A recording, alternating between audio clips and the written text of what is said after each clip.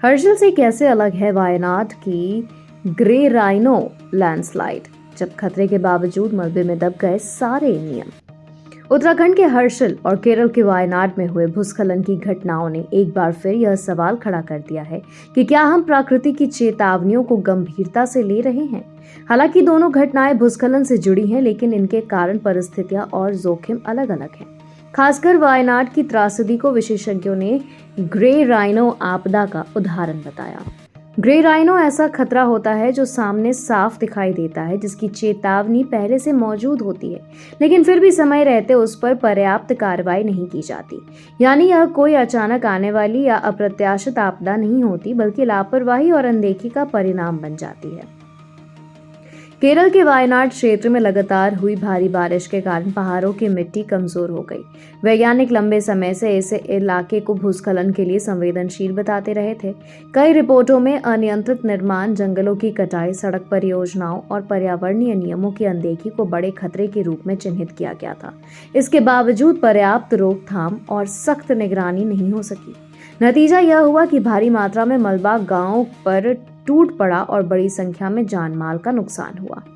उत्तराखंड के हर्षल हिमालयी क्षेत्र में स्थित है, जहां भूस्खलन का प्रमुख कारण प्राकृतिक भूगर्भीय अस्थिरता, तीव्र ढलान, ग्लेशियरों का प्रभाव और लगातार वर्षा होती है। यहाँ भी बारिश बड़ी वजह बनती है, लेकिन कई बार घटनाएं अचानक विकसित होती हैं और स्थानीय भौगोलिक परिस्थितियां इन्हें और जटिल बना देती है। हालांकि विशेषज्ञ यहाँ भी अनियोजित विकास और सड़क निर्माण को जोखिम बढ़ाने वाला कारक मानते हैं।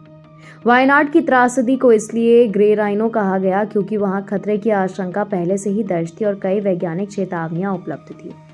दूसरी ओर हर्षल में प्राकृतिक परिस्थितियां अधिक चुनौतीपूर्ण हैं, जहां जोखिम हमेशा बना रहता है, लेकिन हर घटना का सटीक समय और स्थान बताना आसान नहीं होता। इन दोनों घटनाओं ने सबसे बड़ा सबक यह है कि केवल आपदा आने के बाद राहत कार्य करना पर्याप्त नहीं है। संवेदनशील क्षेत्रों में वैज्ञानिक आकलन, पर्यावरणीय नियमों का सख्ती से पालन, अनियंत्रित निर्माण पर रोक, बेहतर जल निकासी व्यवस्था, समय पर चेतावनी प्रणाली और स्थानीय लोगों को जागरूक करना बेहद जरूरी है। वायनाड और हर्षल की भूस्खलन घटनाएं भले ही अलग परिस्थितियों में हुई हो, लेकिन दोनों यह स्पष्ट करती है कि प्रकृति के संकेतों की अनदेखी भारी पड़ सकती है।